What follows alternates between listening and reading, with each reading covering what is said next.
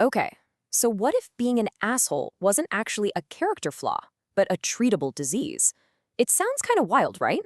Well, today we're diving into a satirical self-help guide that makes exactly that claim. And it offers well, let's say a very blunt look at a problem I think we've all run into at some point. So our source for all this is the book Asshole No More, and it's written by a guy who calls himself a recovering asshole, a Dr. Xavier Crement. I love that. He frames this whole thing not just as a manual for, the afflicted, but as a kind of survival guide for the rest of us who have to deal with them. Right from the jump, the book sets this perfect tone with an opening quote, and it's cheekily attributed to some early Christian martyr named Saint Erchelius.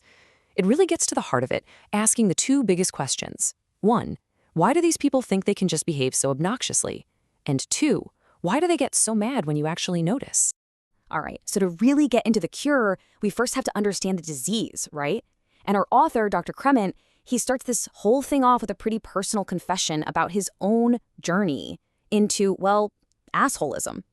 So if you just looked at Dr. Crement from the outside, his life seemed perfect. I mean, he was a successful doctor specializing in proctology, of all things, which is just perfect for the story. He had a beautiful wife, two great kids, the whole nine yards. In his own mind, he was at the absolute top of his game. But, things weren't as great as they seemed. Little cracks started to show up. Colleagues would suddenly walk away when he came near. Friends always had an excuse not to hang out. His wife even threw him a surprise party, and only 6 people showed up. And his diagnosis for all this? Oh, it was simple.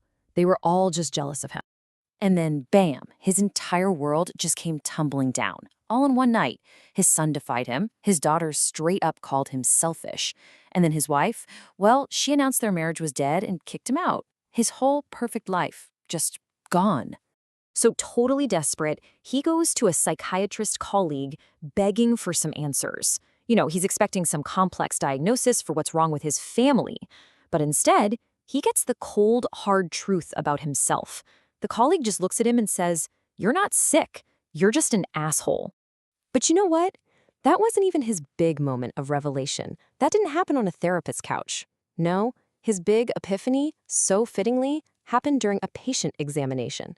He's literally staring at a patient's rear end, and it hits him. He's confronting the naked truth about himself.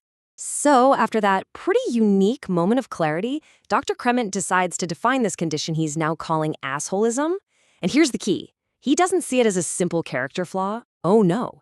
He treats it like it's a legitimate, full-blown disease. And the book gives us this hilarious kind of mock clinical definition for it. It calls assholism an addiction to crude and rude behavior. And it says this addiction leaves its victims totally helpless to see their own arrogance and aggressiveness. It's like a blind spot. The author's whole point is that we should take this just as seriously as any other addiction. So, who's most at risk of catching this disease? Well, the book has this incredible list of high-risk groups. You've got some you'd expect, like IRS agents and bill collectors. But then you get people who drive as if they own the road, which, yeah, I get that. And then there's people who say, "Have a nice day." And my absolute favorite, number 28, anyone who takes this book seriously. Dr. Crement argues that all assholes live by a kind of silent, unwritten code. The main rules are pretty simple. Rule 1, all problems, they're caused by other people, always. Rule 2, just find someone to blame. And rule 3, the more you're at fault, the ruder you should be. It's like a whole philosophy for getting through life. Okay, so just defining the condition isn't enough.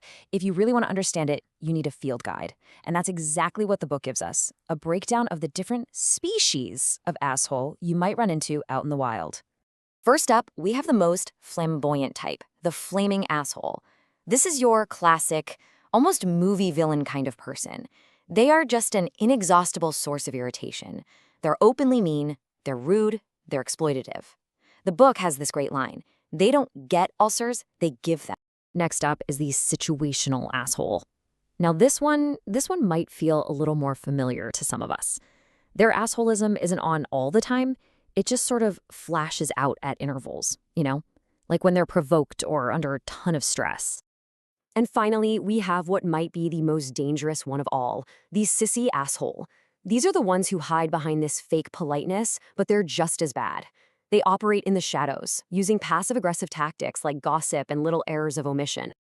So here's a good way to compare them. The flaming asshole, that's like a hurricane or a tornado, just pure obvious destruction. But the sissy asshole, that's more like a chilly spring breeze that gives you a cold. You don't even realize the damage until later. One is a direct attack, the other is death by 1,000 paper cuts. Okay, so we've gone through the diagnosis and the field guide.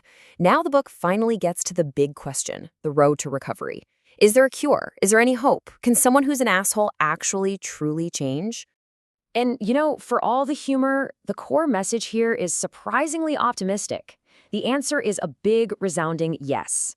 Dr. Crement is adamant that this is not a permanent character disorder. It's a treatable disease, and he truly believes that recovery is possible. The path to recovery he lays out is actually pretty similar to a classic 12-step program. It all starts with these 3 first steps. Number 1, you have to admit you are an asshole. Number 2, you confess that you've hurt other people. And number 3, you make a real decision to become a decent human being, or a DHB as the book calls it. And this quote from Dr. Crement really just boils it all down, doesn't it? He says, there isn't an asshole alive who cannot follow the same road to recovery that I have. And then he gives the one and only requirement, the courage to stop being an asshole. And that leads to the book's final and again, surprisingly hopeful takeaway. He concludes that every single time an asshole reforms, they improve the quality of life on this planet far more than we can possibly imagine. It's like this massive positive ripple effect. So the book leaves us with this one last provocative thought to chew on. If this whole satirical guide has a point, if the only requirement for recovery is just courage, then what does that say about the people in our own lives? And maybe more importantly, what does that mean for you?